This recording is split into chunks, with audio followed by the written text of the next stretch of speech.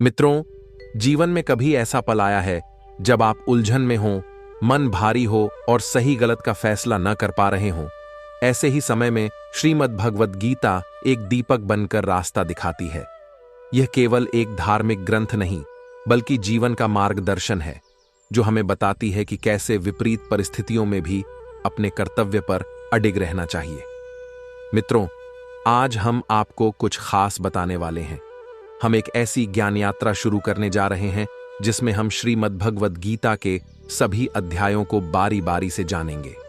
आने वाले वीडियोज में हम हर अध्याय के श्लोक और उनके गहरे अर्थ को आपके सामने रखेंगे, ताकि आप न केवल गीता को समझ सकें, बल्कि उसके ज्ञान को अपने जीवन में उतार भी सकें। लेकिन आज की इस वीडियो में हम सिर्फ 2 अध्यायों पर फोकस करने वाले हैं। हम आपको उनका नाम, उसमें कितने श्लोक हैं और हर श्लोक का संक्षिप्त अर्थ भी समझाएंगे। तो पहला अध्याय है अर्जुन विषाद योग। इसमें कुल 47 श्लोक हैं। इस अध्याय में युद्ध भूमि में खड़े अर्जुन का मनोभाव दिखाया गया है, जब वे अपने ही सगे संबंधियों, मित्रों और गुरुओं को सामने देखकर विषाद से भर जाते हैं और हथियार डाल देते हैं। यहां से गीता का वास्तविक उपदेश शुरू होने की भूमिका बनती है। दूसरा अध्याय है सांख्य योग। इसमें कुल 72 श्लोक हैं। यही वह अध्याय है जिसमें भगवान श्री कृष्ण अर्जुन को आत्मा की अमृता, धर्म और कर्म का गूढ़ ज्ञान देना शुरू करते हैं। वे समझाते हैं कि जो जन्मा है वह नाशवान शरीर तो छोड़ देगा, लेकिन आत्मा कभी नहीं मरती। साथ ही वे कर्म योग का महत्व बताते हैं कि हमें परिणाम की चिंता किए बिना अपना कर्तव्य करना चाहिए। मित्रों, अगले भाग में हम आपको गीता के 3 और 4 अध्याय के बारे में बताएंगे, तो इस श्रृंखला को जरूर देखते रहिएगा। प्रातःकाल का समय है। सूरज की सुनहरी किरणें धरती पर फैल रही हैं, पर इस धरती पर आज हरियाली नहीं, बल्कि लाखों योद्धाओं के रथ, हथियार और रणभेरी की गूंज है। कुरुक्षेत्र का मैदान, जो कभी तपस्वियों का आश्रम हुआ करता था, आज धर्म और अधर्म के अंतिम निर्णायक युद्ध का साक्षी बनने वाला है। दोनों ओर सेनाएं सजी हैं। एक ओर कौरवों की विशाल सेना, दूसरी ओर पांडवों की। गगनभेदी नगाड़ों, शंखों और रणघोष के बीच पांडवों के रथ पर बैठे हैं अर्जुन, जिनकी भुजाओं की शक्ति का लोहा पूरा आर्यावर्त मानता है, और उनके सारथी स्वयं भगवान श्री कृष्ण हैं, जो मन में मुस्कुराते हुए अर्जुन को धर्मपथ पर ले जाने की योजना बना चुके हैं। अर्जुन, जिनके मन में अभी तक केवल धर्म की विजय का विचार था, अचानक एक विचार से व्याकुल हो उठते हैं। वे श्री कृष्ण से कहते हैं, मधुसूदन, मेरा रथ दोनों सेनाओं के बीच ले चलो, ताकि मैं देख सकूं कि युद्ध भूमि में मुझसे लड़ने आए कौन कौन से वीर हैं। श्री कृष्ण मुस्कुराते हैं, क्योंकि वे जानते हैं कि यह केवल देखने की इच्छा नहीं, बल्कि उस समय का पहला कदम है जो अर्जुन के हृदय में आने वाली द्वंद्व की जड़ बनेगा। श्री कृष्ण का दिव्य रथ सफेद घोड़ों के साथ धीरे धीरे दोनों सेनाओं के बीच आकर रुकता है। अर्जुन की दृष्टि सामने खड़े अपने ही गुरु द्रोणाचार्य, अपने पूज्य पितामह भीष्म और अपने ही कुल के रिश्तेदारों पर पड़ती है। यहीं से अर्जुन का मन विचलित होना शुरू होता है। ये वह क्षण है जब युद्ध का शोर बाहर से कम और मन के भीतर का शोर अधिक हो जाता है। हथियार हाथ में होते हुए भी मन में करुणा, मोह और कर्तव्य का टकराव होने लगता है। तो चलिए शुरू करते हैं पहला अध्याय अर्जुन विषाद योग, जिसका पहला श्लोक है।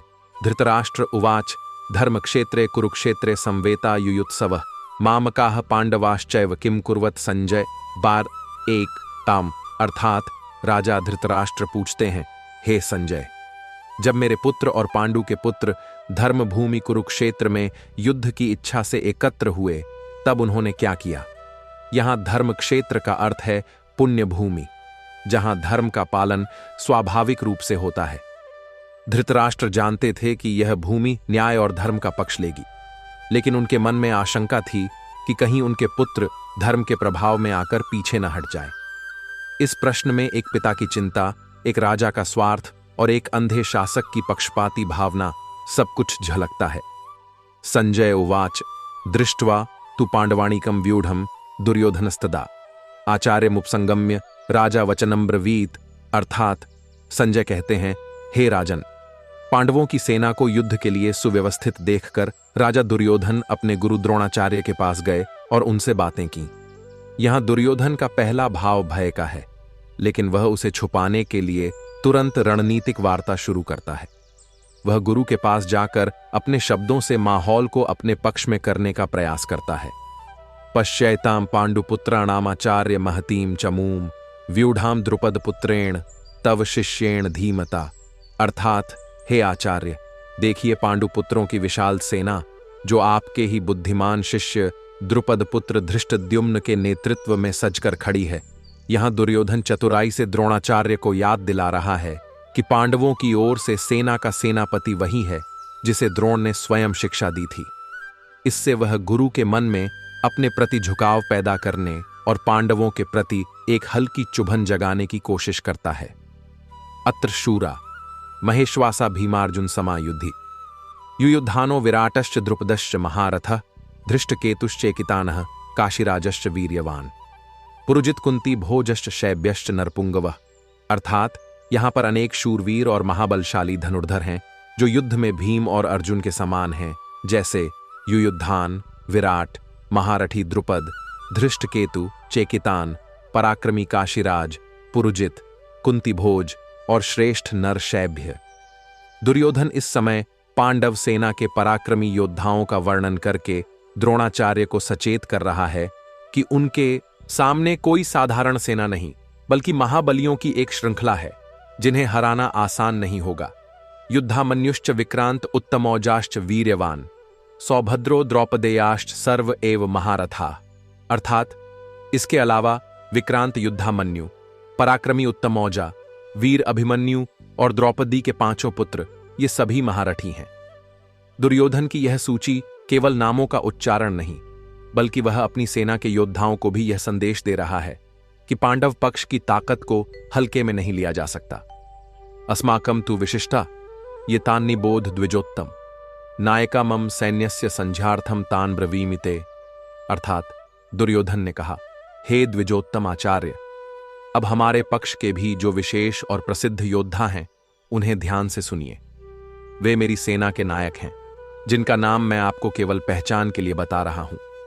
यहां दुर्योधन अपनी सेना के बल को सामने रख रहा है ताकि गुरु को यह आभास हो कि हमारी ओर भी ऐसे योद्धा हैं जो पांडवों के महारथियों का मुकाबला कर सकते हैं। वह यह भी चाहता है कि अपनी सेना का मनोबल बढ़े और गुरु द्रोण को यह लगे कि वे एक शक्तिशाली दल का नेतृत्व कर रहे हैं। यह एक राजा की राजनीतिक सूझबूझ और मनोवैज्ञानिक चाल है। भवान भीष्मश्च कर्णश्च कृपश्च समितिंजयः अश्वत्थामा विकर्णश्च सौमदत्तिस्तथैव च। अर्थात, आप स्वयं, हे आचार्य, साथ ही पितामह भीष्म जो युद्ध भूमि में अजेय हैं, महादानी और महाबलशाली कर्ण जिनके बाण वज्र के समान प्रहार करते हैं, युद्ध में सदैव विजयी कृपाचार्य जो नीति और युद्ध कला दोनों में निपुण हैं, आपके पराक्रमी पुत्र अश्वत्थामा जो गर्व और तेज से भरे हुए हैं, मेरे भाई विकर्ण जो अपनी वीरता के लिए जाने जाते हैं, और सौमदत्त का पुत्र भूरिश्रवा जो धैर्य और बल का अद्भुत संगम है। ये सभी मेरी सेना के आधार स्तंभ हैं। यह सूची केवल नामों की नहीं, बल्कि उन व्यक्तित्वों की है जिनके नाम मात्र से ही विरोधी सेना में भय पैदा हो सकता है। दुर्योधन यहां यह भी संकेत दे रहा है कि इन योद्धाओं के पास वर्षों का अनुभव है और वे केवल युद्ध के लिए ही नहीं, बल्कि अपने सम्मान और वचन की रक्षा के लिए भी लड़ेंगे। अन्य च बहवः शूरा मदर्थे त्यक्त जीविता नाना शस्त्र प्रहरणा सर्वे युद्ध विशारदा। अर्थात, इनके अतिरिक्त भी मेरी ओर अनेक ऐसे शूरवीर खड़े हैं जिन्होंने मेरे लिए अपना जीवन तक त्याग देने का प्रण लिया है। उनके हाथों में भिन्न भिन्न प्रकार के शस्त्र हैं। कोई तलवार का उस्ताद है, कोई भाले का, कोई धनुष का, तो कोई गदा का महारथी। ये सभी युद्ध कला में निपुण हैं, जिन्हें रणभूमि का हर मोड़, हर चाल और हर स्थिति की गहरी समझ है। दुर्योधन इस पंक्ति से यह दर्शाना चाहता है कि उसकी सेना केवल चंद नामी योद्धाओं पर निर्भर नहीं है, बल्कि उसमें ऐसे असंख्य समर्पित योद्धा भी हैं जो बिना किसी स्वार्थ के उसके लिए प्राण देने को तैयार हैं। यह वाक्य उसकी सेना के मनोबल को और भी दृढ़ करने वाला है। अपर्याप्तम तदस्माकं बलम भीष्माभिरक्षितम, पर्याप्तम त्विदमे तेषां बलम भीमाभिरक्षितम। अर्थात हमारी सेना, जिसे पितामह भीष्म जैसे अजेय योद्धा की रक्षा प्राप्त है, फिर भी कुछ कमी का अनुभव करती है, लेकिन उनकी सेना, जिसे भीम जैसा वीर योद्धा संरक्षित कर रहा है, मुझे पर्याप्त और संतुलित प्रतीत होती है। यह सुनने में अजीब लगता है कि दुर्योधन अपनी सेना को अपर्याप्त कह रहा है, लेकिन यह उसकी एक रणनीति थी। वह अपने योद्धाओं को सावधान करना चाहता था कि दुश्मन को हल्के में न लें। यहां वह भीम की तुलना पितामह भीष्म से करके यह भी बता रहा है कि पांडवों की शक्ति केवल संख्या में नहीं, बल्कि उनके योद्धाओं के साहस और आक्रामकता में भी है। ही अज्ञानी है। आत्मा न तो किसी को मारती है और न ही इसे कोई मार सकता है। श्री कृष्ण यहां अर्जुन की भ्रांति को सीधा दूर कर रहे हैं। युद्ध में कोई भी आत्मा का वध नहीं करता, केवल शरीर का। आत्मा शाश्वत और अजर अमर है। न जायते म्रियते व कदाचि नायम भूत्वा भविता व न भूयः। अजो नित्य शाश्वतोयम पुराणो न हन्यते हन्यमाने शरीरे। अर्थात आत्मा का न तो जन्म होता है न मृत्यु। वह कभी उत्पन्न होकर नष्ट नहीं होती और न ही दोबारा उत्पन्न होती है। यह अजन्मा, नित्य, शाश्वत और पुरातन है। शरीर के नाश होने पर भी इसका नाश नहीं होता। यह गीता का एक अमर सत्य है जो मृत्यु के भय को समाप्त कर देता है। वेदा विनाशिणम नित्यम य एनमजमव्ययम कथम सपुरुषः पार्थ कम घातयति हन्ति कम। अर्थात हे पार्थ, जो यह जानता है कि आत्मा अविनाशी, नित्य, अजन्मा और अव्यय है, वह किसी को मारता नहीं और न किसी के मारे जाने का कारण बनता है। इसका अर्थ है कि सच्चा ज्ञानी हिंसा और अहिंसा दोनों से परे हो जाता है, क्योंकि उसका दृष्टिकोण आत्मा की अमृता में स्थिर हो जाता है। वासांसि जीर्णानि यथा विहाय नवाणि गृह्णाति नरोपराणि तथा शरीराणि विहाय जीर्णा न्यन्याणि संयाति नवाणि देहि। अर्थात जैसे मनुष्य पुराने वस्त्रों को छोड़कर नए वस्त्र धारण करता है, वैसे ही आत्मा पुराने और जीर्ण शरीर को छोड़कर नया शरीर धारण करती है। यह उपमा श्री कृष्ण ने अर्जुन को आत्मा की यात्रा समझाने के लिए दी, जिससे मृत्यु को अंत नहीं बल्कि परिवर्तन के रूप में देखा जाए। नैनम छिंदन्ति शस्त्राणि नैनम दहत्ति पावक न चैनम क्लेदयन्त्यापो न शोषयति मारुतः। अर्थात आत्मा को न शस्त्र काट सकते हैं, न अग्नि जला सकती है, न जल भिगो सकता है, न वायु सुखा सकती है। इसका अर्थ है कि आत्मा भौतिक तत्वों के प्रभाव से पूरी तरह परे है। अच्छेद्यो यम दाह्यो यम क्लेद्यो शोष्य एव च नित्यः सर्वगतः स्थाणुरचलोयम सनातनः। अर्थात आत्मा न तो काटी जा सकती है, न जलाई, न भिगोई, न सुखाई जा सकती है। वह नित्य, सर्वव्यापी, स्थिर, अचल और सनातन है। इस ज्ञान से मनुष्य मृत्यु और विनाश के भय से मुक्त हो जाता है। अव्यक्तो यम चिन्त्यो यम विकार्यो यमुच्यते तस्मादेवं विदित्वैणं नानुशोचितुमर्हसि। अर्थात यह आत्मा अव्यक्त है, इंद्रियों से परे है, चिंतन के पार है और अविकार्य, अर्थात इसमें कोई परिवर्तन नहीं होता। इसलिए हे अर्जुन, इसे इस स्वरूप में जानकर तू शोक करने योग्य नहीं है। श्री कृष्ण यहां अर्जुन को यह बोध करा रहे हैं कि जिस सत्ता के लिए वे दुखी हो रहे हैं वह किसी भी प्रकार से नष्ट नहीं हो सकती, इसलिए शोक का कोई कारण नहीं। अथ चैनम नित्य जातम नित्य व मन्यस्य मृतम तथापि त्वं महाबाहो नैवं शोचितुमर्हसि। अर्थात और यदि तू इसे नित्य जन्म लेने वाला और नित्य मरने वाला मान भी ले, तब भी हे महाबाहो, तू इसे इस प्रकार शोक करने योग्य नहीं समझना चाहिए। अर्थात चाहे कोई आत्मा के अमृत्व को माने या न माने, युद्ध भूमि में शोक करके कर्तव्य से विमुख होना उचित नहीं है।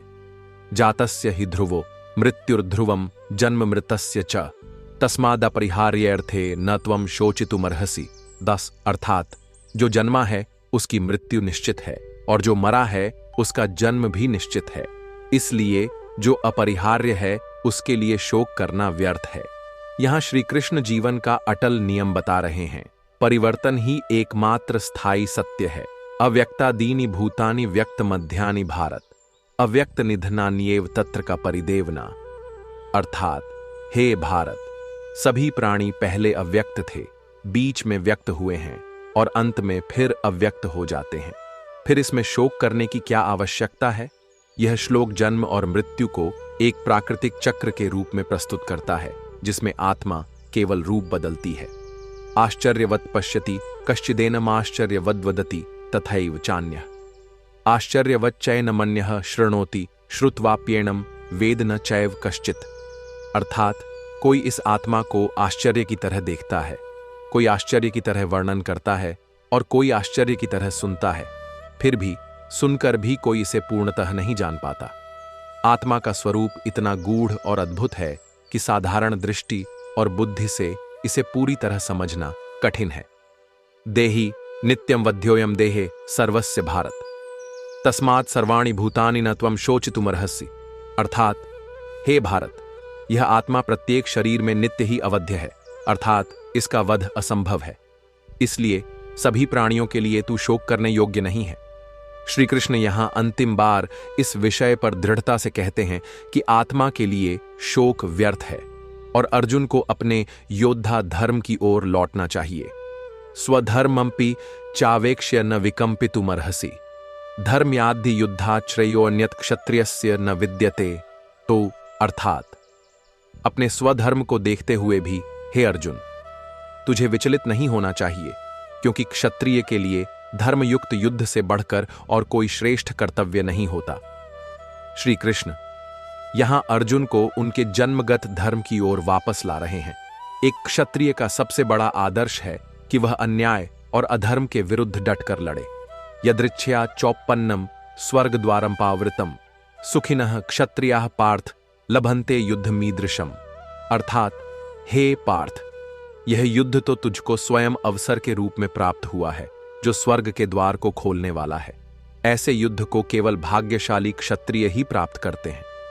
श्री कृष्ण स्पष्ट कर रहे हैं कि यह केवल एक संघर्ष नहीं बल्कि धर्म की स्थापना का अवसर है, जिसे त्यागना अपने सौभाग्य का त्याग करना होगा। अथ चेतत्वमिमं धर्म्यम संग्रामम न करिष्यसि ततः स्वधर्मम कीर्त्यम च हित्वा पापम वाप्स्यसि। अर्थात यदि तू इस धर्मयुक्त युद्ध को नहीं करेगा तो तू अपने स्वधर्म और कीर्ति दोनों को खो देगा और पाप को प्राप्त होगा। यहां श्री कृष्ण बता कायरता से दब गया है और मेरा चित्त धर्म के विषय में मोह से भ्रमित हो गया है।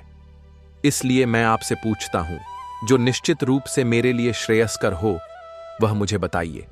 मैं आपका शिष्य हूं, आपकी शरण में आया हूं, कृपया मुझे शिक्षा दीजिए। यहां अर्जुन पहली बार अपने अहंकार को पूरी तरह छोड़कर श्री कृष्ण के चरणों में शरणागत होते हैं। यही वह क्षण है जहां गीता का वास्तविक उपदेश प्रारंभ होने की भूमि तैयार होती है। हि प्रपश्यामि ममापनुद्याद् यच्छोकमुच्छोषणमिन्द्रियाणाम् अवाप्य भूमा वसपत्न मृद्धम राज्यम सुराणाम पिचाधिपत्यम। अर्थात अर्जुन कहते हैं, मैं ऐसा कोई उपाय नहीं देखता हे कृष्ण जो इस शोक को, जो मेरी इंद्रियों को सुखा रहा है, दूर कर सके। चाहे मुझे इस पृथ्वी पर निष्कंटक राज्य मिल जाए या स्वर्गलोक पर भी आधिपत्य मिल जाए, तब भी यह शोक नहीं मिटेगा। यहां अर्जुन यह स्पष्ट कर देते हैं कि उनका दुख भौतिक साधनों से दूर होने वाला नहीं है। उनके मन का घाव इतना गहरा है कि राज्य, ऐश्वर्य और यहां तक कि स्वर्ग भी उनके लिए अर्थहीन हो चुके हैं। संजय उवाच एव मुक्त्वा हृषीकेशम गुडाकेशः परंतपः न योत्स्य इति गोविंद मुक्त्वा तूष्णीम बभूवः। अर्थात संजय कहते हैं, इस प्रकार हृषिकेश श्री कृष्ण से कहकर नींद को जीतने वाले और शत्रुओं का दमन करने वाले अर्जुन ने मैं युद्ध नहीं करूंगा यह कह दिया और मौन हो गए। यह मौन पराजय का नहीं बल्कि एक मानसिक थकान का था। अर्जुन अब पूरी तरह से श्री कृष्ण के उत्तर की प्रतीक्षा कर रहे थे, मानो अपनी दिशा और निर्णय दोनों उनके हाथ में सौंप चुके हों। तमुवाच हृषिकेशः प्रहसन्निव भारत सेनयोरुभयोर्मध्ये विषीदन्तमिदं वचः। अर्थात हे भारत, उस समय ऋषिकेश श्री कृष्ण ने दोनों सेनाओं के बीच खड़े विषादग्रस्त अर्जुन से जैसे मुस्कुराते हुए यह वचन कहा। श्री कृष्ण का यह सौम्य हास्य करुणा और दृढ़ता का अद्भुत संगम था। वे जानते थे कि अर्जुन के भीतर का भ्रम तोड़े बिना उनके कर्तव्य का बोध कराना असंभव है। श्री भगवान वाच अशोच्यानन्वशोचस्त्वं प्रज्ञावादांश्च भाषसे गतासु न गतासूंश्च नानुशोचन्ति पंडिताः। अर्थात भगवान ने कहा, अर्जुन, तू जिनके लिए शोक कर रहा है वे शोक के योग्य नहीं हैं, और तू पंडितों के समान ज्ञान की बातें कर रहा है। पंडित न तो मरे हुए के लिए शोक करते हैं और न ही जीवित के लिए। यहां श्री कृष्ण सीधा अर्जुन की गलती पर प्रहार करते हैं। वे बता रहे हैं कि सच्चा ज्ञानी जीवन और मृत्यु के पार देखता है और समझता है कि आत्मा अमर है। न त्वेवाहम जातु नासम न त्वम नेमे जनाधिपा न चैव न भविष्यामः सर्वे वयमतः परम। अर्थात वास्तव में ऐसा कभी नहीं हुआ कि मैं न था या तू न था या ये सभी राजा न थे, और ऐसा भी कभी नहीं होगा कि हम सब आगे न रहेंगे। श्री कृष्ण यहाँ आत्मा की अमरता का पहला सिद्धांत स्पष्ट करते हैं। हम सबका अस्तित्व शरीर के नाश से समाप्त नहीं होता। शरीर बदलता है पर आत्मा सदा विद्यमान रहती है। देहिनोऽस्मिन् यथा देहे कौमारम यौवनम जरा तथा देहांतर प्राप्तिर्धीरस्तत्र न मुह्यति। अर्थात जैसे इस शरीर में आत्मा बाल्यावस्था से युवावस्था और फिर वृद्धावस्था को प्राप्त होती है, वैसे ही मृत्यु के बाद आत्मा एक नए शरीर को धारण करती है। धीर पुरुष इसमें मोह नहीं करते। श्री कृष्ण यह उदाहरण देकर समझाते हैं कि जैसे कपड़े बदलना स्वाभाविक है, वैसे ही आत्मा के लिए शरीर बदलना भी उतना ही स्वाभाविक है। जो इस सत्य को जान लेता है वह मृत्यु को अंत नहीं मानता। मात्रा स्पर्शास्तु कौन्तेय शीतोष्ण सुख दुःखदाः आगमापायिनो नित्यास्तान स्थितिक्षस्व। भारत अर्थात हे कुंती पुत्र, इंद्रियों और विषयों के संपर्क से जो शीत गर्म सुख दुख आदि की अनुभूतियां होती हैं, वे आती जाती हैं, स्थायी नहीं हैं। इसलिए हे भारत, तू धैर्यपूर्वक उन्हें सहन कर। यहां श्री कृष्ण जीवन का एक बड़ा नियम बता रहे हैं। सुख और दुख दोनों ही क्षणिक हैं। जो इन्हें समान भाव से सह सकता है वही वास्तव में शांत और स्थिर मन वाला बनता है। यम ही न व्यथयन्त्येते पुरुषम पुरुषर्षभ समदुःख सुखम धीरम सोमृतत्वाय कल्पते। अर्थात हे पुरुष श्रेष्ठ, जिसे ये सुख दुख विचलित नहीं करते, जो धीर होकर दोनों को समान रूप से सहन करता है, वही अमृतत्व के योग्य होता है। श्री कृष्ण यहां यह भी संकेत देते हैं कि यह धैर्य केवल युद्ध भूमि में ही नहीं, बल्कि जीवन के हर क्षेत्र में आवश्यक है। नासतो विद्यते भावो ना भावो विद्यते सतः उभयोरपि दृष्टोऽन्तस्त्वनयोस्तत्त्वदर्शिभिः। अर्थात असत्य का कभी अस्तित्व नहीं होता और सत्य का कभी अभाव नहीं होता। इन दोनों का अंतर तत्वदर्शी राशियों ने स्पष्ट रूप से देखा है। श्री कृष्ण इस श्लोक में यह बता रहे हैं कि आत्मा सत्य है, उसका नाश कभी नहीं होता, जबकि शरीर असत्य है, जो नाशवान है। जो इस अंतर को समझ लेता है वह मोह से मुक्त हो जाता है। अविनाशी तु तद्विद्धि येन सर्वमिदं ततम् विनाशमव्ययस्यास्य न कश्चित् कर्तुमर्हति। अर्थात तू यह जान ले कि जो इस समस्त जगत में व्याप्त है वह अविनाशी है। उस अविनाशी का कोई भी विनाश नहीं कर सकता। यह अविनाशी आत्मा ही सब में विद्यमान है, जो किसी भी अस्त्र शस्त्र अग्नि जल या वायु से नष्ट नहीं होती। अंतवंत इमे देहा नित्यस्योक्ताः शरीरिणः अनाशिनो प्रमेयस्य तस्माद्युध्यस्व भारत। अर्थात ये शरीर नाशवान है, परंतु इन शरीरों में स्थित आत्मा सदा रहने वाली, अविनाशी और अप्रमेय है। इसलिए हे भारत, तू युद्ध कर। यहां श्री कृष्ण अर्जुन को यह समझा रहे हैं कि वह जिन संबंधियों के शरीर को देखकर दुखी हो रहा है, वे केवल शरीर हैं, आत्मा नहीं। आत्मा का कोई नाश नहीं, इसलिए शोक का भी कोई कारण नहीं। एनम वेत्ति हंतारम यश्चैनम मन्यते हतम उभौतो न विजानीतो नायम हंति न हन्यते। अर्थात जो इसे आत्मा को मारने वाला समझता है और जो इसे मारा हुआ मानता है, दोनों संकल्पित हो गए हैं। जो केवल राज्य और सुख के लोभ में अपने ही स्वजनों को मारने को तैयार हो गए हैं। यह अर्जुन का आत्मग्लानि का क्षण है, जहां वे स्वयं को पाप का भागी मान रहे हैं। उनके भीतर का योद्धा अब करुणा और पश्चाताप में डूब चुका है। यदि माम प्रतीकारम शस्त्रम शस्त्रपाणया धार्तराष्ट्रारणे हन्युस्तन में क्षेमतरम भवेत। अर्थात यदि रणभूमि में शस्त्रधारी धृतराष्ट्र के पुत्र मुझे बिना शस्त्र के और बिना प्रतिकार किए मार दें, तो भी मेरे लिए यह अधिक कल्याणकारी होगा। यहां अर्जुन का मनोबल पूरी तरह टूट चुका है। वे युद्ध करने से इतना पीछे हट चुके हैं कि अब मरना उन्हें बेहतर लगता है बनिस्बत अपने बंधुओं को मारने के। संजय उवाच एव मुक्त्वार्जुनः संख्ये रथोपस्थ उपाविशत। विसृज्य सशरम चापम शोक संविघ्न मानसः। अर्थात संजय कहते हैं, ऐसा कहकर अर्जुन ने युद्ध भूमि में अपने रथ पर बैठकर अपना धनुष बाण त्याग दिया। उनका मन शोक और करुणा से व्याकुल था। यह दृश्य गीता के पूरे संवाद का प्रारंभिक और सबसे महत्वपूर्ण क्षण है। यहां से भगवान श्री कृष्ण का उपदेश आरंभ होगा, जो आगे के अध्यायों में जीवन, धर्म, कर्म और आत्मा के रहस्यों को प्रकट करेगा। मित्रों, इस प्रकार श्रीमद् भगवद गीता का पहला अध्याय अर्जुन विषाद योग यहीं समाप्त होता है। हमने देखा कि कैसे रणभूमि के मध्य खड़े होकर अर्जुन का मन मोह और करुणा से भर गया। अपने ही बंधु बांधवों को युद्ध के लिए सामने देखकर उनका हृदय विचलित हो उठा और वे धर्म अधर्म के गहरे द्वंद्व में फंस गए। अंततः उन्होंने अपना धनुष बाण त्याग दिया और युद्ध से पीछे हटने का निश्चय कर लिया। लेकिन मित्रों, यही वह क्षण था जहां से गीता का वास्तविक संवाद आरंभ होता है, क्योंकि जब एक योद्धा का मन भ्रम और विषाद से भर जाए, तभी एक सच्चा गुरु उसका मार्गदर्शन करता है।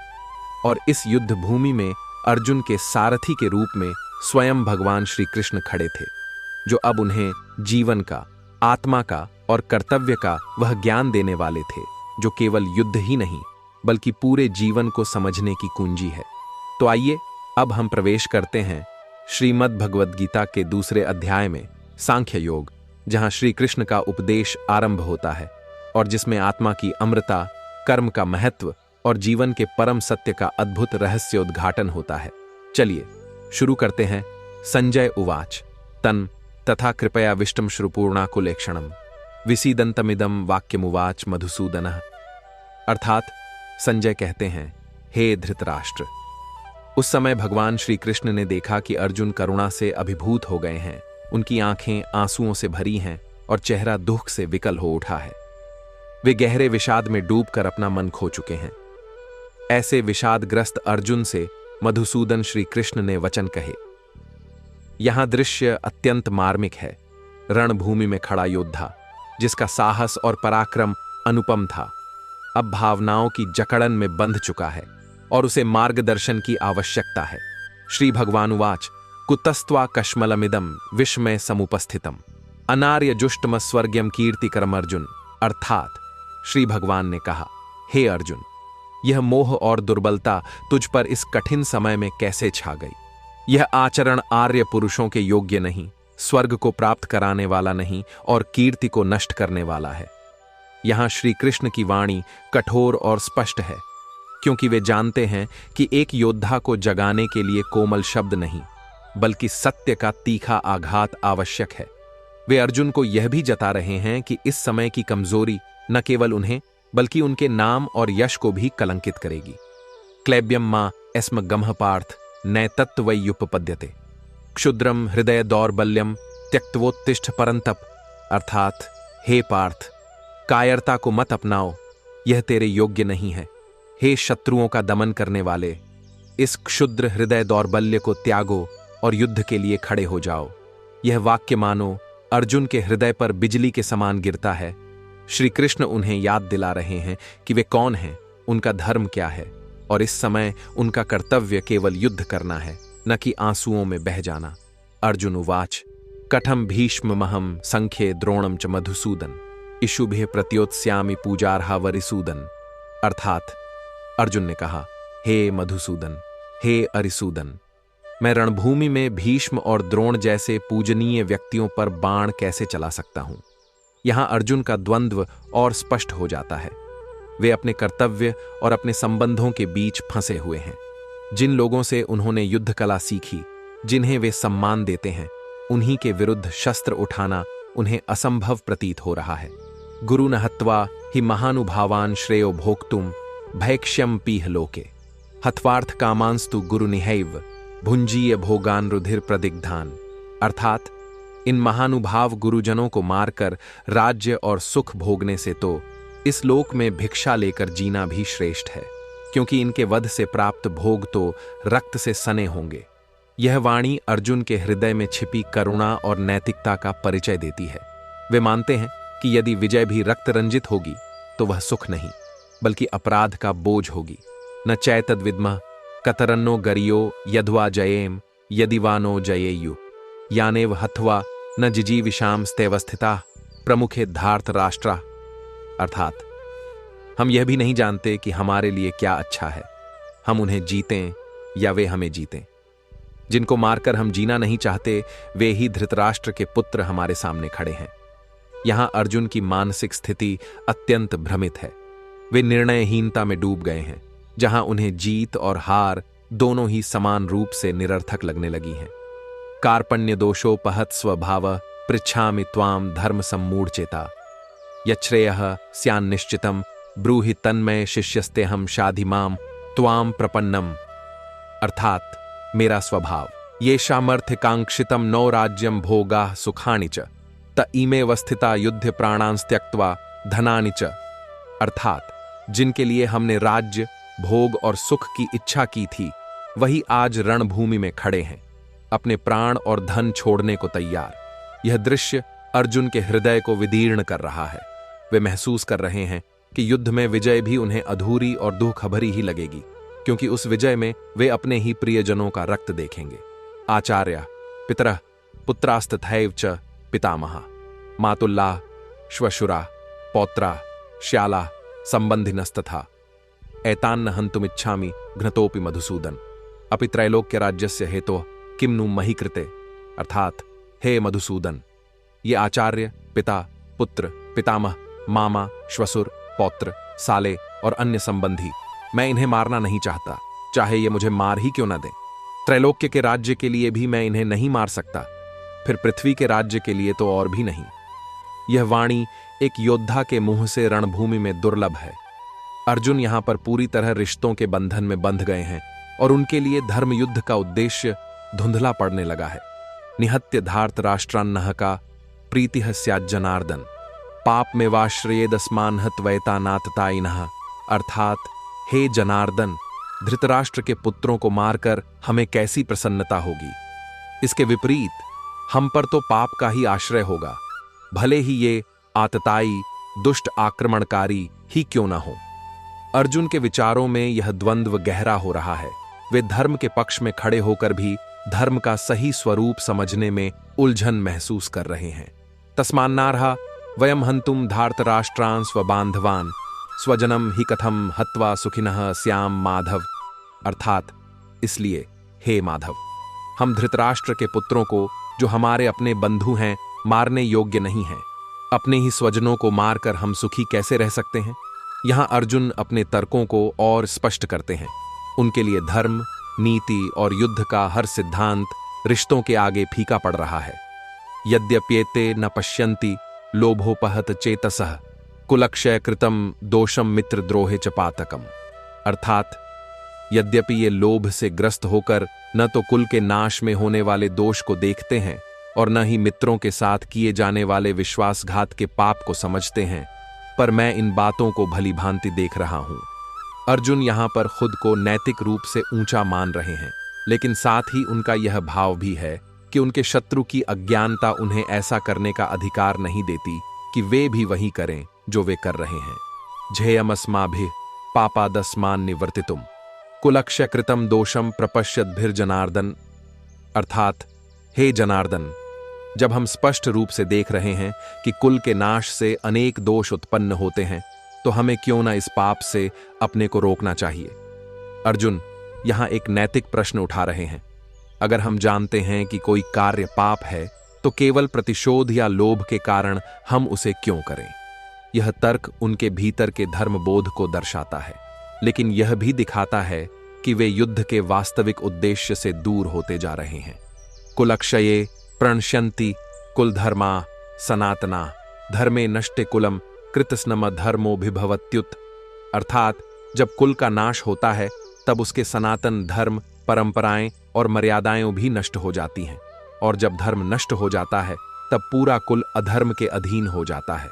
अर्जुन का यह विचार केवल एक सैनिक का नहीं, बल्कि एक गहरे चिंतक का है, जो युद्ध के परिणाम को समाज की जड़ों तक समझ रहा है।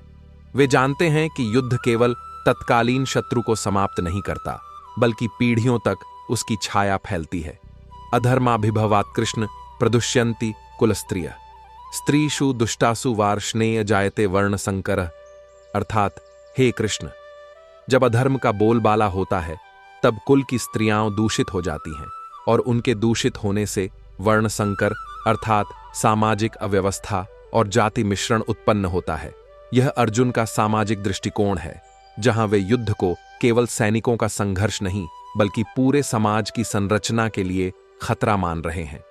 संकरो नरकायैव कुलघ्नानाम कुलस्य च पतंति पितरो ह्येषां लुप्तपिंडो दकक्रिया, अर्थात वर्ण संकर से कुलघाती और उस कुल के लोग नरक में जाते हैं और उनके पितर भी, जिन्हें नियमित श्राद्ध और जलदान की आवश्यकता होती है, वे इन क्रियाओं के लुप्त हो जाने से पतन को प्राप्त होते हैं।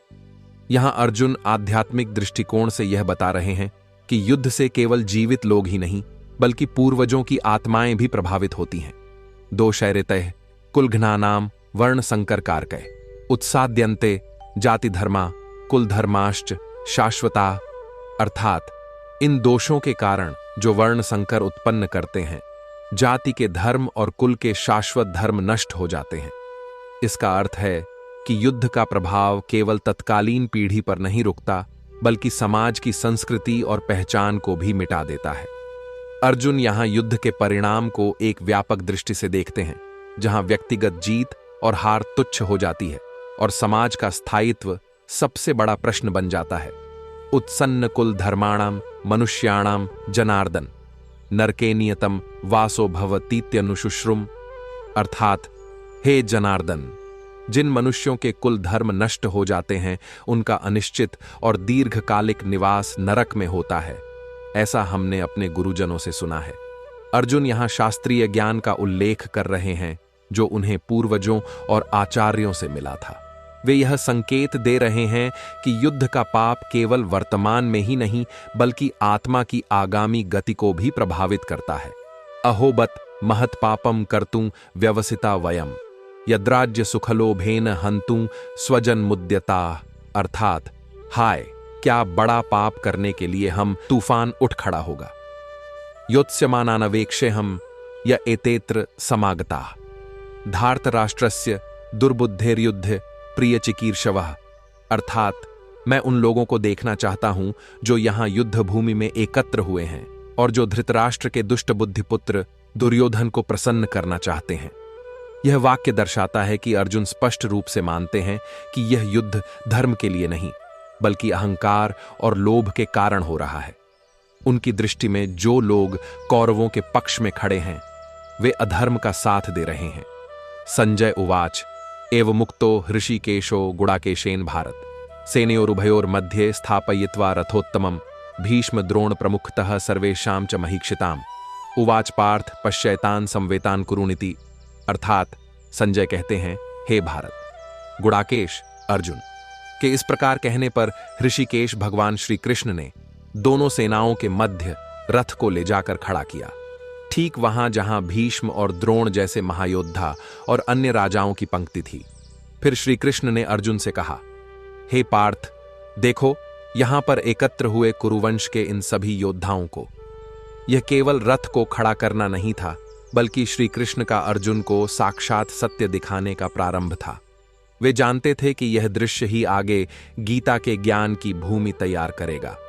तत्रा पश्यत स्थितान पार्थः पितृन्थ पितामहान आचार्यान् मातुलान् भ्रातरन् पुत्रान् पौत रांस्खींस्तथा श्वशुरान् सुहृदश्चैव सेनयोरुभयोरपि तान् समीक्ष्य स कौन्तेयः सर्वान् बन्धूनवस्थितान्, अर्थात वहां अर्जुन ने देखा कि युद्ध के लिए खड़े योद्धाओं में उनके अपने पिता, तुल्य संबंधी, पितामह, गुरुजन, मामा, भाई, पुत्र, पौत्र, मित्र, साले और शुभचिंतक, ये सभी दोनों ओर की सेनाओं में उपस्थित हैं।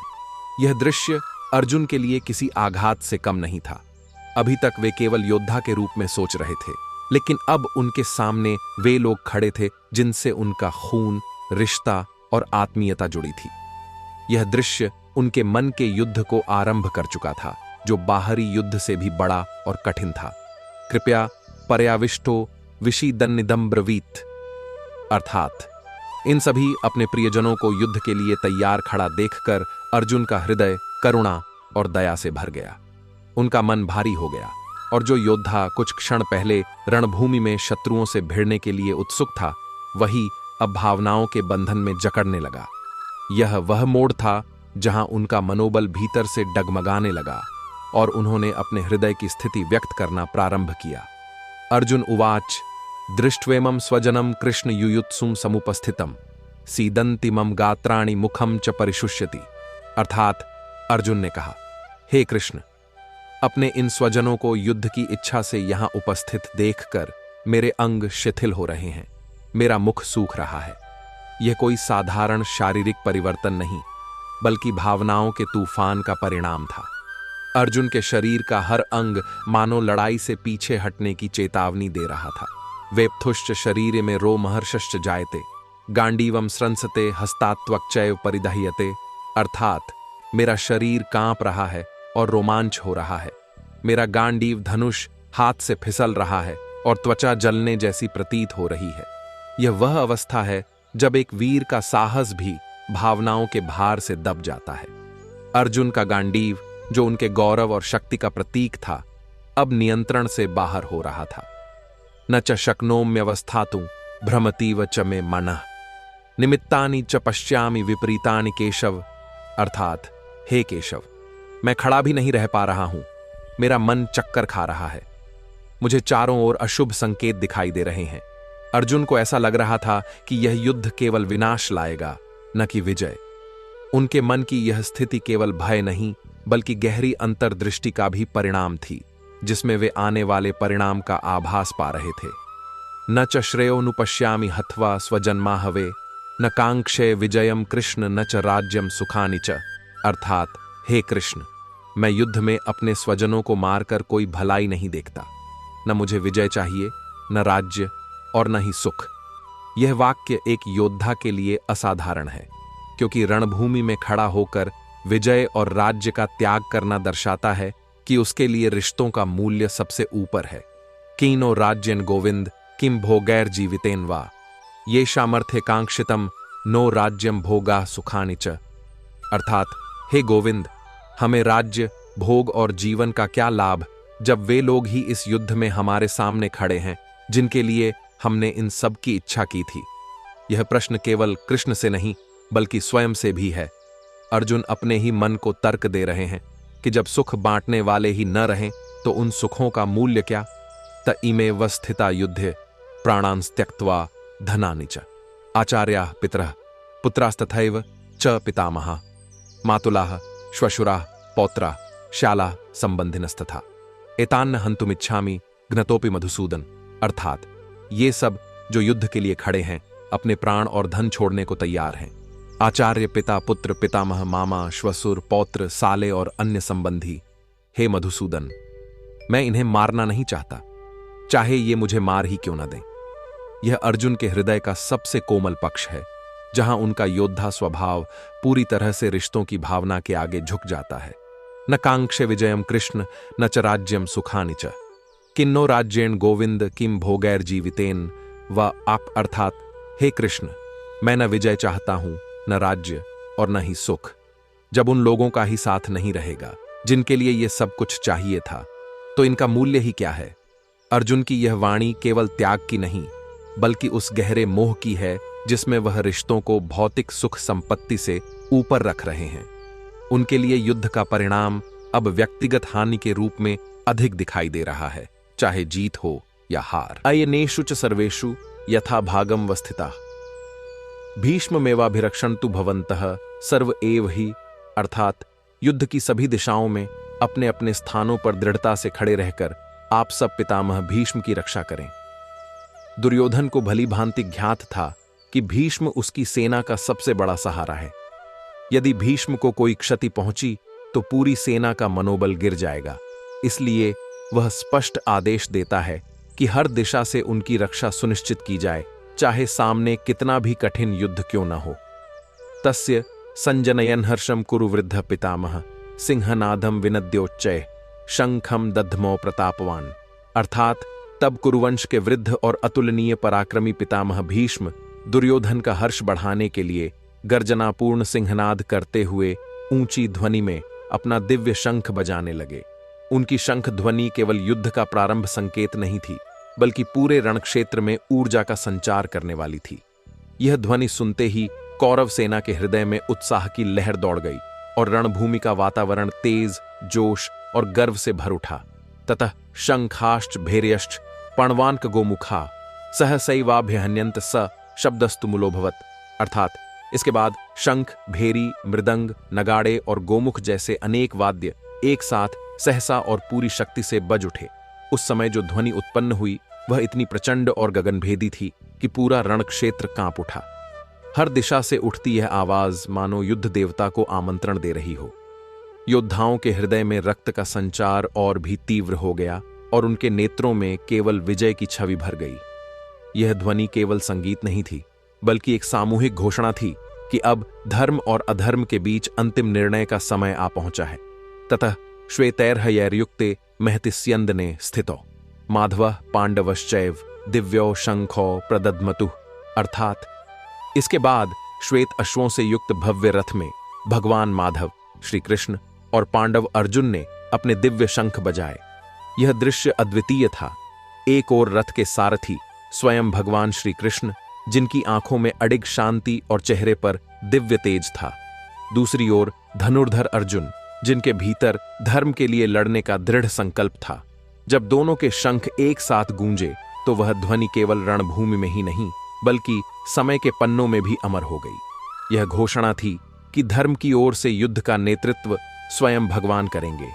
पांचजन्यम हृषिकेशो देवदत्तम धनंजय पौंड्रम दध्मो महाशंखम भीमकर्मा वृकोदरः। अर्थात हृषिकेश श्री कृष्ण ने अपना पांचजन्य शंख बजाया, जिसकी ध्वनि में समुद्र की गहराई और आकाश की असीमता समाई थी। अर्जुन ने देवदत्त शंख फूंका, जिसकी गूंज में एक वीर योद्धा का अडिग साहस था। और भीमकर्मा महाबली भीमसेन ने अपने विशाल पौंड्र शंख से ऐसी गर्जना की कि शत्रु सेना के हृदय भय से कांप उठे। इन तीनों की ध्वनि ने जैसे घोषणा कर दी कि इस युद्ध का परिणाम धर्म के पक्ष में ही होगा। अनंत विजयम राजा कुंती पुत्रो युधिष्ठिर नकुलः सहदेवश सुघोष मणिपुष्पको। अर्थात राजा युधिष्ठिर ने अनंत विजय शंख बजाया, जिसकी ध्वनि में धर्म की अडिगता और न्याय की दृढ़ता थी। नकुल ने सुघोष शंख और सहदेव ने मणिपुष्पक शंख बजाया, जो मानो विजय के फूलों की तरह अपनी मधुर लेकिन तीव्र गूंज से वातावरण को भर रहे थे। पांडवों के इन शंखों की सम्मिलित ध्वनि ने कौरवों के मन में एक अदृश्य भय उत्पन्न कर दिया। काश्यश्च परमेश्वासः शिखंडीच महारथ धृष्टद्युम्नो विराटश काशी के महान धनुर्धर राजा महारथी शिखंडी, धृष्टद्युम्न, विराट और अपराजित सात्यकी, इन सभी ने अपने अपने शंख बजाए। राजा द्रुपद, द्रौपदी के वीर पुत्र और महान भुजाओं वाले अभिमन्यु ने भी अलग अलग शंख फूंके। इन असंख्य शंख ध्वनियों ने मिलकर ऐसा तूफानी स्वर उत्पन्न किया कि मानो आकाश फट पड़ा हो। यह ध्वनि केवल युद्ध की तैयारी नहीं, बल्कि धर्म के लिए एकजुट होने की उद्घोषणा थी। सघोषो धार्तराष्ट्राणा हृदयाणि व्यधारयत् नभश्च पृथिवीं चैव तुमुलो व्यनुनादयन्। अर्थात यह भयानक शंख ध्वनि आकाश और पृथ्वी दोनों को गुंजायमान करती हुई धृतराष्ट्र के पुत्रों के हृदय चीर गई। उनकी छाती में अनजाने भय की लहर दौड़ गई, मानो उन्हें पहले ही संकेत मिल गया हो कि इस धर्म युद्ध में विजय उनके हाथ से फिसल जाएगी। यह ध्वनि उन्हें यह याद दिला रही थी कि वे जिस युद्ध में उतरने जा रहे हैं, उसमें उनके सामने केवल योद्धा ही नहीं, बल्कि धर्म की शक्ति स्वयं खड़ी है। अथ व्यवस्थितान् दृष्ट्वा धार्तराष्ट्रान् कपिध्वजः प्रवृत्ते शस्त्र संपाते धनुरुद्यम्य पांडवः हृषिकेशम तदा वाक्यमिदमाह महीपते। अर्थात इसके बाद जब कपिध्वजधारी अर्जुन ने कौरवों की सेना को युद्ध के लिए पूरी तरह तैयार खड़ा देखा और शस्त्रों की टकराहट का समय निकट आ गया, तो उन्होंने अपना गांडीव धनुष उठाया और अपने सारथी भगवान श्री कृष्ण से कुछ वचन कहे। यह क्षण अत्यंत निर्णायक था। अर्जुन एक ओर वीरता से भरे थे, पर दूसरी ओर उनके मन में अपने प्रियजनों को युद्ध भूमि में देखकर एक हलचल भी थी। यह वही क्षण है जब अर्जुन के मुख से वह अनुरोध निकला जिसने आगे चलकर गीता के उपदेश का द्वार खोला। अर्जुन उवाच सेनयोरुभयोर मध्ये रथम स्थापयमेच्युत यावदेतान् निरीक्ष्यहं योद्धुकामानवस्थितान्। कैर्मया सह योद्धव्यमस्मिन् रण समुद्य में। अर्थात अर्जुन ने कहा, हे अच्युत, मेरा रथ दोनों सेनाओं के बीच में खड़ा कर दीजिए, ताकि मैं उन योद्धाओं को भली भांति देख सकूं जो इस युद्ध के लिए एकत्र हुए हैं और जिनसे मुझे इस महायुद्ध में लड़ना है। यहां अर्जुन का स्वर एक योद्धा के उत्साह का भी है और एक मानव के स्वाभाविक भाव का भी। वह शत्रु को देखने की इच्छा रखते हैं, परंतु उन्हें यह आभास नहीं कि इन चेहरों को देखते ही उनके भीतर भावनाओं का रहे हैं कि धर्म का त्याग केवल व्यक्तिगत हानि नहीं बल्कि आध्यात्मिक पतन का कारण भी बनता है। अकीर्तिं छापि भूतानि कथयिष्यन्ति ते व्ययाम संभावित्स्य चाकीर्तिर्मरणादतिरिच्यते। अर्थात लोग तेरी अकीर्ति, अपयश को सदा कहते रहेंगे और सम्मानित व्यक्ति के लिए अपयश तो मृत्यु से भी बढ़कर है। अर्जुन को यह याद दिलाया जा रहा है कि एक योद्धा का गौरव केवल उसकी जीत में नहीं बल्कि उसके साहस और धर्म के पालन में है। भयाद्रणादुप्रतम मनस्यन्ते त्वाम महारथा ये शाम चत्वम बहुमतो भूत्वा यास्यसि लाघवम। अर्थात जिन महारथियों ने तुझे अब तक महान माना है वे सोचेंगे कि तू भय के कारण युद्ध से पीछे हट गया और तू उनके लिए तुच्छ बन जाएगा। यह शब्द अर्जुन के अहंकार और योद्धा सम्मान दोनों को झकझोरते हैं। अवाच्यवादांश्च बहून् वदिष्यन्ति तवाहिता निंदन्तस्तव सामर्थ्यम ततो दुःखतरम नुकिम। अर्थात तेरे शत्रु भी तेरे सामर्थ्य की निंदा करते हुए बहुत सी अवमाननापूर्ण बातें कहेंगे। भला इससे अधिक दुखदाई और क्या हो सकता है। यहां श्री कृष्ण युद्ध न करने के परिणाम का सामाजिक और मानसिक असर बता रहे हैं। अपमान और निंदा एक योद्धा के लिए सबसे असहनीय है। वा प्राप्स्यसि स्वर्गम जित्वा वा भोक्ष्यसे महीम तस्मादुत्तिष्ठ कौन्तेय युद्धाय कृत निश्चय। अर्थात यदि तू युद्ध में मारा गया तो स्वर्ग को प्राप्त करेगा और यदि जीत गया तो पृथ्वी का राज्य भोगेगा। इसलिए हे कुंती पुत्र, दृढ़ निश्चय के साथ उठ और युद्ध कर। यहां श्री कृष्ण युद्ध के दोनों संभावित परिणामों को लाभकारी बताते हैं। हार में भी गौरव है और जीत में भी। सुख दुखे समय कृत्वा लाभालाभो जया जयो ततो युद्धाय युज्यस्व नैवम पापम वाप्स्यसि। अर्थात सुख दुख, लाभ हानि और जीत हार को समान भाव से रखकर युद्ध कर। ऐसा करने पर तू पाप को प्राप्त नहीं होगा। यह निष्काम कर्म का सिद्धांत है। जब मनुष्य परिणाम से नहीं केवल अपने कर्तव्य से जुड़ता है तब उसका कर्म उसे बांधता नहीं। एषा ते विहिता सांख्य बुद्धिर्योगित्विमां शृणु बुद्ध्या युक्तो यया पार्थ कर्म बंधम प्रहास्यसि। अर्थात हे पार्थ, अभी तक मैंने तुझे सांख्य के द्वारा यह बुद्धि बताई है, अब तू योग के विषय में सुन। इस बुद्धि से युक्त होकर तू कर्म बंधन से मुक्त हो जाएगा। श्री कृष्ण अब अध्याय को एक नए मोड़ पर ले जा रहे हैं। केवल दर्शन नहीं बल्कि व्यावहारिक योग की ओर। नेहाभिक्रमणाशोस्ति प्रत्यवायो न विद्यते स्वल्पम प्यस्य धर्मस्य त्रायते महतो भयात। अर्थात इस मार्ग में न तो कोई प्रयत्न व्यर्थ जाता है न ही कोई विपरीत परिणाम होता है। इसका थोड़ा सा अभ्यास भी बड़े भय से बचा लेता है। यहां महतो भयात का अर्थ है जन्म मृत्यु के चक्र और आध्यात्मिक पतन का भय। व्यवसायात्मिका बुद्धिरेकेह कुरुनंदन बहुशाखा ह्यनंताश्च बुद्धयो व्यवसायी नाम। अर्थात हे कुरुनंदन, इस मार्ग में निश्चयात्मक बुद्धि एक ही होती है, जबकि अनिश्चित बुद्धि वालों की बुद्धियां अनेक शाखाओं में और अनंत रूप में फैल जाती हैं। इसका अर्थ है कि जो साधक लक्ष्य में स्थिर है उसका मन इधर उधर भटकता नहीं, लेकिन जो स्थिर नहीं है उसका मन असंख्य इच्छाओं में उलझा रहता है। यामिमा पुष्पितां वाचम प्रवदन्त्य विपश्चितः वेदवादरताः पार्थ नान्यदस्तीति वादिनः। अर्थात हे पार्थ, जो लोग अल्प बुद्धि वाले होते हैं वेदों के कर्मकांडों में आसक्त रहते हैं और केवल पुष्पित वाणी बोलते हैं, वे यह कहते हैं कि इनके अतिरिक्त कुछ नहीं है। यहां श्री कृष्ण ऐसे लोगों की बात कर रहे हैं जो केवल बाहरी आडंबर और फल देने वाले कर्मों में उलझे रहते हैं और आत्मा के परम ज्ञान की ओर नहीं बढ़ते। कामात्मानः स्वर्गपरा जन्म कर्म फल प्रदाम क्रिया विशेष बहुला भोगैश्वर्य गतिम प्रति। अर्थात वे लोग कामना से प्रेरित होकर स्वर्ग को ही सर्वोत्तम मानते हैं। वे अनेक प्रकार के विशिष्ट कर्म करते हैं जिनका फल केवल भोग और ऐश्वर्य की प्राप्ति है। श्री कृष्ण संकेत दे रहे हैं कि यह मार्ग आत्मा की मुक्ति का नहीं बल्कि बंधन को और गहरा करने वाला है, क्योंकि इसमें इच्छाएं केंद्र में रहती हैं। भोगैश्वर्य प्रसक्तानाम तयापहृत चेतसाम व्यवसायात्मिका बुद्धि समाधौ न विधीयते, अर्थात जो लोग भोग और ऐश्वर्य में आसक्त हैं और जिनका चित्त उन इच्छाओं से मोहित हो गया है, उनकी निश्चयात्मक बुद्धि समाधि में स्थिर नहीं हो पाती। इसका अर्थ है कि जब तक मन इच्छाओं में डूबा है तब तक वह एकाग्र और स्थिर नहीं हो सकता।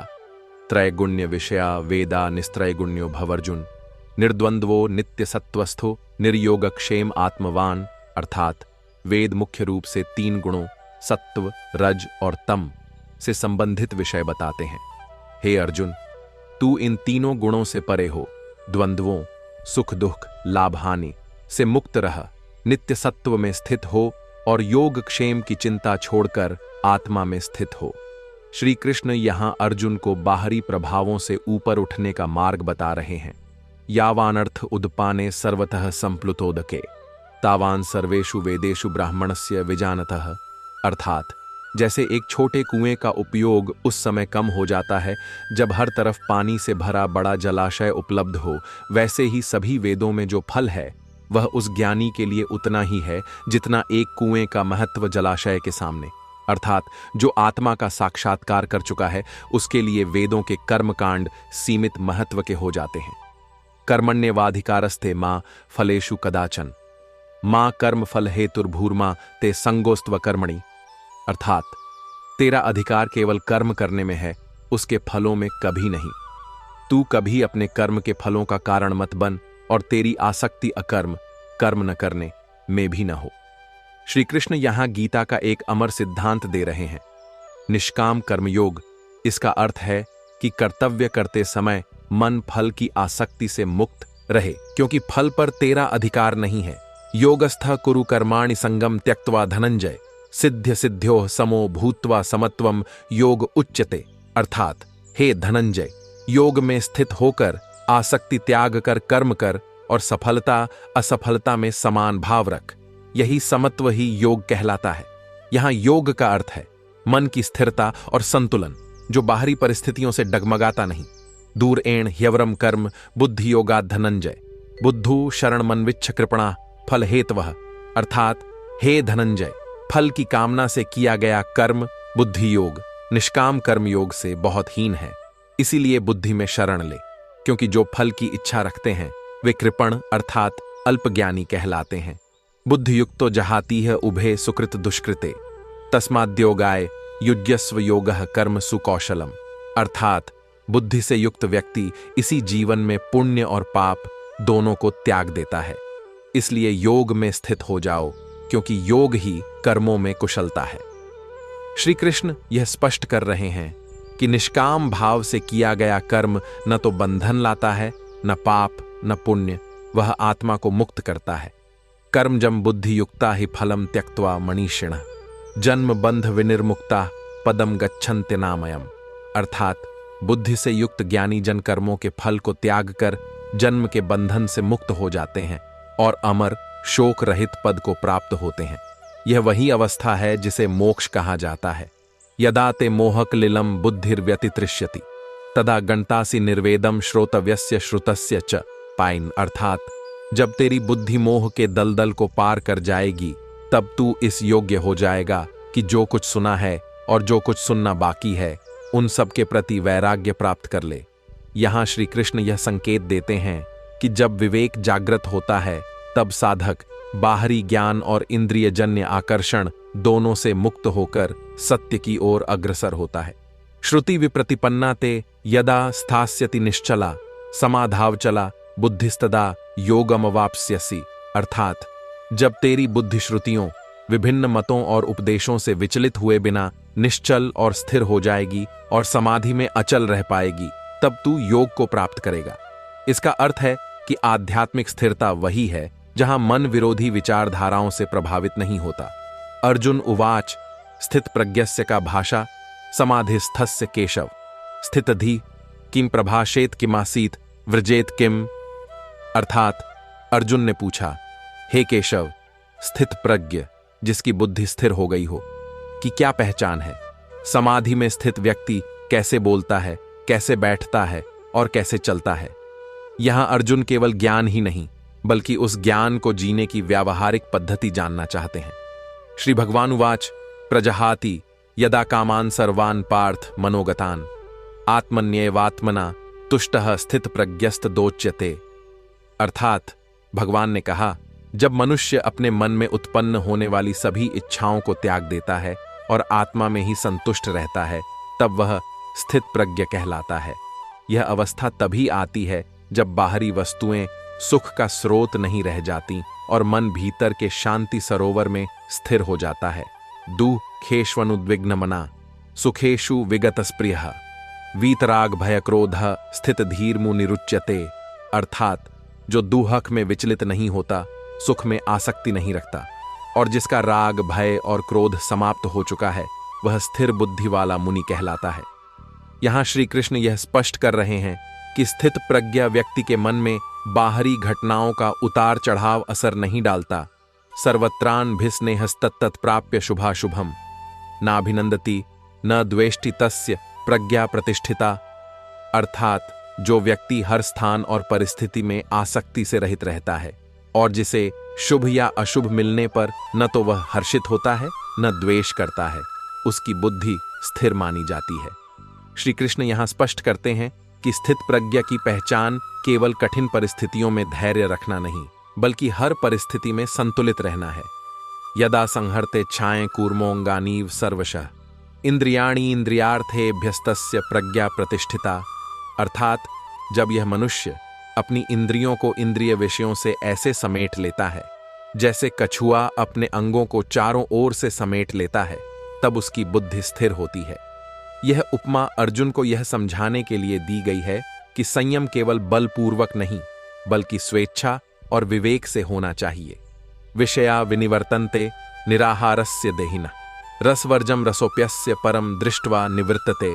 अर्थात इंद्रिय विषय तो निराहार व्रत करने वाले के शरीर से दूर हो जाते हैं, लेकिन उनके प्रति आकर्षण रस बना रहता है। यह रस भी तब समाप्त होता है जब साधक परम सत्य को देख लेता है। अर्थात केवल बाहरी त्याग काफी नहीं, आंतरिक आसक्ति भी खत्म होनी चाहिए। यत तो ह्यपि कौन्तेय पुरुषस्य विपश्चितः इंद्रियाणि प्रमाथीनि हरन्ति प्रसभम मनः। अर्थात हे कुंती पुत्र, प्रयत्नशील और ज्ञानी पुरुष का भी मन इंद्रियां बलपूर्वक खींचकर भटका सकती हैं, क्योंकि वे स्वभाव से चंचल और प्रबल हैं। श्री कृष्ण यह चेतावनी दे रहे हैं कि आत्मसंयम का अभ्यास निरंतर होना चाहिए, अन्यथा मन किसी भी समय विचलित हो सकता है। तानि सर्वाणि संयम्य युक्त आसीत मत्परः वशे ही यस्येन्द्रियाणि तस्य प्रज्ञा प्रतिष्ठिता यास। अर्थात इसलिए उन सभी इंद्रियों को वश में करके और मन को मुझ में स्थित करके बैठ। जिसकी इंद्रियां वश में होती हैं उसकी बुद्धि स्थिर होती है। यहां श्री कृष्ण अर्जुन को बता रहे हैं कि संयम का सर्वोत्तम मार्ग भगवान में मन को स्थिर करना है, क्योंकि वही स्थिरता का सबसे सुरक्षित आधार है।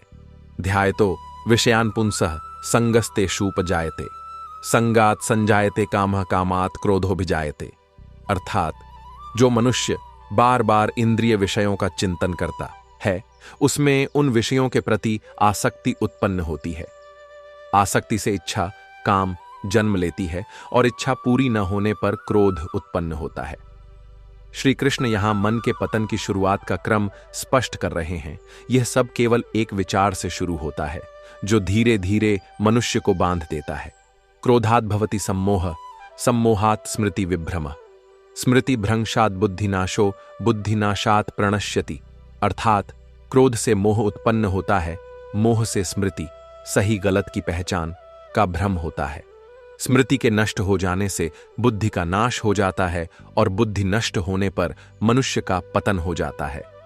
यह मनुष्य के पतन की पूरी श्रृंखला है जिसे श्री कृष्ण ने बड़ी सरलता से अर्जुन के सामने रख दिया। राग द्वेष वियुक्तैस्तु विषयानिंद्रियैश्चरण आत्मवश्यैर्विधेयात्मा प्रसाद मधिगच्छति। अर्थात जो व्यक्ति राग आसक्ति और द्वेष से रहित होकर इंद्रियों द्वारा विषयों में विचरण करता है और जिसकी आत्मा संयमित है, वह मन की प्रसन्नता प्राप्त करता है। यह प्रसन्नता बाहरी नहीं बल्कि भीतर की स्थिरता और शांति से उत्पन्न होती है। प्रसादे सर्वदुखानां हानिरस्योपजायते प्रसन्न चेतसो ह्याशु बुद्धिः पर्यवतिष्ठते। अर्थात मन की प्रसन्नता से उसके सभी दुखों का अंत हो जाता है। प्रसन्न चित्त व्यक्ति की बुद्धि तुरंत स्थिर हो जाती है। यहां श्री कृष्ण बता रहे हैं कि मानसिक शांति केवल एक सुखद अवस्था नहीं बल्कि जीवन की हर दिशा में सही निर्णय लेने की आधारशिला है। नास्ति बुद्धिर्युक्तस्य न छायुक्तस्य भावना न चाभावयतः शांतिर्शांतस्य कुतः सुखम। अर्थात जो मनुष्य योग में स्थित नहीं उसकी बुद्धि स्थिर नहीं होती। जिसकी बुद्धि स्थिर नहीं वह सही चिंतन नहीं कर सकता, और जो सही चिंतन नहीं करता उसे शांति नहीं मिलती, और जहां शांति नहीं वहां सुख कैसे हो सकता है। यह श्लोक जीवन के संतुलन का सार है। शांति के बिना सुख असंभव है। इंद्रियाणाम हिचरता यन्मनोनुविधीयते तदस्य हरति प्रज्ञा वायुर्नावमिवाम्भसि। अर्थात जब मनुष्य का मन चंचल इंद्रियों के पीछे चलता है तो वह उसकी प्रज्ञा स्थिर बुद्धि को वैसे ही हर लेता है जैसे जल में तेज हवा नाव को भटका देती है। यहां श्री कृष्ण इंद्रियों के प्रभाव की गंभीरता बता रहे हैं। यदि मन इंद्रियों का सेवक बन जाए तो ज्ञान और विवेक दोनों डगमगा जाते हैं। तस्माद्यस्य महाबाहो निगृहीतानि सर्वशः इंद्रियाणि इंद्रियार्थेभ्यस्तस्य प्रज्ञा प्रतिष्ठिता। अर्थात इसलिए हे महाबाहो, जिसकी इंद्रियां वो सभी विषयों से पूरी तरह संयमित हैं उसकी बुद्धि स्थिर है। श्री कृष्ण यह स्पष्ट कर रहे हैं कि ज्ञान का मूल आधार इंद्रिय निग्रह है। बिना संयम के आध्यात्मिक उन्नति संभव नहीं। या निशा सर्वभूतानां तस्यां जागृति संयमी यस्यां जागृति भूतानि सा निशा पश्यतो मुने। अर्थात जो समय सभी प्राणियों के लिए रात अज्ञान है उसमें संयमी पुरुष जागृत ज्ञानवान रहता है, और जिसमें सब प्राणी जागृत रहते हैं भोग वासनाओं में, वह समय मुनि के लिए रात अर्थात तुच्छ होता है। यहां श्री कृष्ण एक अद्भुत दृष्टिकोण दे रहे हैं। साधक का जीवन साधारण लोगों से बिल्कुल विपरीत होता है। आपूर्यमाण मचल प्रतिष्ठम समुद्रमापः प्रविशन्ति यद्वत् तद्वत् कामा यम प्रविशन्ति सर्वे स शांतिमाप्नोति न कामकामी। अर्थात जैसे नदियां सदा समुद्र में प्रवेश करती हैं पर समुद्र अपनी सीमा नहीं लांघता, वैसे ही जिसके भीतर सभी इच्छाएं प्रवेश करती हैं और वह अचल रहता है वही शांति पाता है, न कि वह जो इच्छाओं के पीछे भागता है। यह इच्छा नियंत्रण का सर्वोच्च उदाहरण है, जहां इच्छाएं आती हैं पर मन को विचलित नहीं करती। विहाय कामान्यः सर्वान् पुमांश्चरति नीयस्पृह निर्ममो निरहंकारः स शान्तिमधिगच्छति। अर्थात जो सभी इच्छाओं को त्याग कर बिना स्पृहा लालसा के निर्मोह और निरहंकार होकर जीवन बिताता है वही शांति प्राप्त करता है। यह अवस्था ही मोक्ष की ओर ले जाती है। एषा ब्राह्मी स्थिति पार्थ नैनाम प्राप्य विमुह्यति स्थित्वा स्यामंत कालेपि ब्रह्मनिर्वाण मृच्छति। अर्थात हे पार्थ, यह ब्राह्मी स्थिति है, अर्थात वह अवस्था जिसमें साधक का मन ब्रह्म में स्थिर हो जाता है। इस स्थिति को प्राप्त करने वाला कभी मोहग्रस्त नहीं होता, और यदि कोई इस स्थिति में जीवन के अंत समय तक स्थित रहे तो वह ब्रह्म निर्वाण परम मोक्ष को प्राप्त करता है। यहां श्री कृष्ण पूरे अध्याय का सार अर्जुन के सामने रख देते हैं। वे बताते हैं कि स्थिर बुद्धि, इंद्रिय निग्रह, इच्छाओं का त्याग और आत्मा में संतोष, यही वह मार्ग है जो मनुष्य को मोक्ष की ओर ले जाता है। यह मार्ग न केवल युद्ध भूमि में अर्जुन के लिए बल्कि जीवन की हर परिस्थिति में हर मनुष्य के लिए लागू होता है। मित्रों, इस प्रकार श्रीमद् भगवद गीता के पहले 2 अध्याय अर्जुन विषाद योग और सांख्य योग यहीं पूर्ण होते हैं। पहले अध्याय में हमने देखा कि कैसे युद्ध भूमि में खड़े होकर अर्जुन मोह और करुणा से भर गए और अपने कर्तव्य से विमुख होकर युद्ध छोड़ने का निर्णय ले बैठे। दूसरे अध्याय में भगवान श्री कृष्ण ने अर्जुन के विषाद को दूर करते हुए आत्मा की अमृता, धर्म, क्षत्रिय के कर्तव्य, निष्काम कर्म और स्थित प्रज्ञ की अवस्था का अद्भुत ज्ञान प्रदान किया। ये दोनों अध्याय मिलकर हमें यह सिखाते हैं कि जीवन में जब भी भ्रम, मोह या भय हमारे मार्ग को रोकने लगें, तब हमें अपने कर्तव्य को याद रखना चाहिए और सत्य के मार्ग पर अडिग रहना चाहिए। अब अगले भाग में हम प्रवेश करेंगे श्रीमद् भगवद गीता के 3 अध्याय कर्म योग में, जहां भगवान श्री कृष्ण अर्जुन को कर्म के रहस्य, कर्म करने की अनिवार्यता और सही